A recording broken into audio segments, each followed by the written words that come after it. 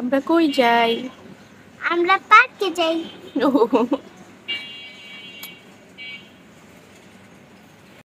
Hello সবাইকে। আজকের ভিডিওটা শুরু করছি একদম সকালবেলা রান্না বান্না থেকে। রান্না বান্না খুব স্পেশাল কিছু করছি না, কিন্তু যার জন্য পাঠাবো সে অনেক স্পেশাল।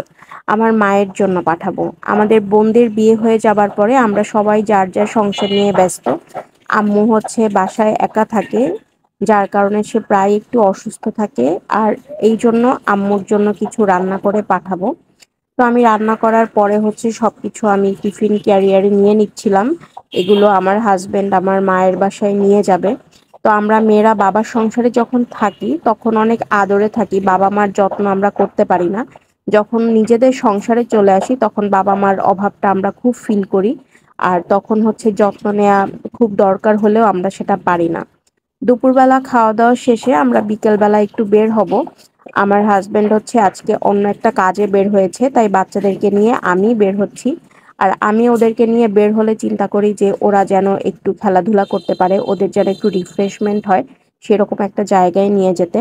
বরিশাল যেহেতু অনেক ছোট একটা শহর, যার কারণে দেখা যায় খেলাধুলার ওরকম কোনো স্পেস নাই, 2টা বা 3টা পার্ক আছে এরকম।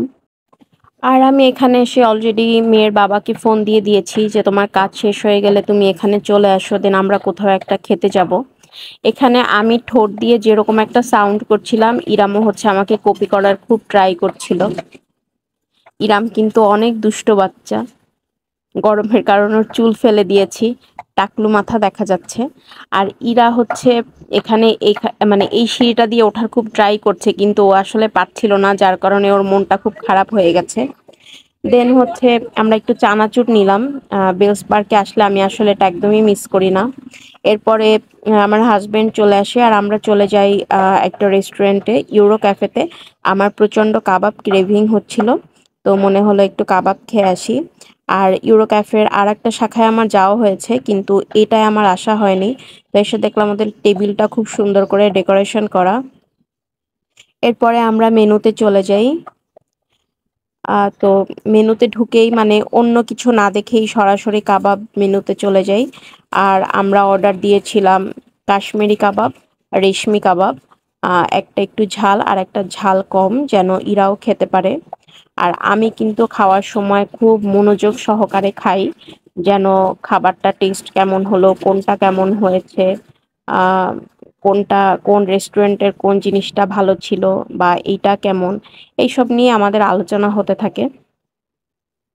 আর আমি খাচ্ছিলাম, ইরা খাচ্ছিল, ইরার বাবা খাচ্ছিল। ইরাম হচ্ছে আমাদের সাথে অল্প অল্প করে খাচ্ছে। আর এখানের কাবাবটা কিন্তু অনেক সফট ছিল, আর রেশমি কাবাবটা বেশি মজা ছিল। আর ওদের নানটাও অনেক ভালো ছিল, আমরা একটা প্লেন নান নিয়েছিলাম। তো এই তো সন্ধ্যার নাস্তা হিসেবে আর কি যেটা খাওয়া দরকার আমরা সেটাই খাচ্ছিলাম। আর এইদিকে ইরাম হচ্ছে কোল্ড ড্রিঙ্কস খেতে চাচ্ছিল, কিন্তু ও তো বয়সে অনেক ছোট, ওকে আমি কোল্ড ড্রিঙ্কস দিব না, তাই পানির বোতল দিয়ে একটা পাইপ দিয়ে বসিয়ে রেখেছি। ও সেটা নিয়েই দুষ্টুমি করছিল। আর এরপরে আমরা খাওয়া দাওয়ার পরে বের হয়ে আমরা বাসায় চলে যাব। এখানের পিকচারগুলো কিন্তু অনেক সুন্দর ছিল। আজকে এই পর্যন্তই, আল্লাহ হাফেজ।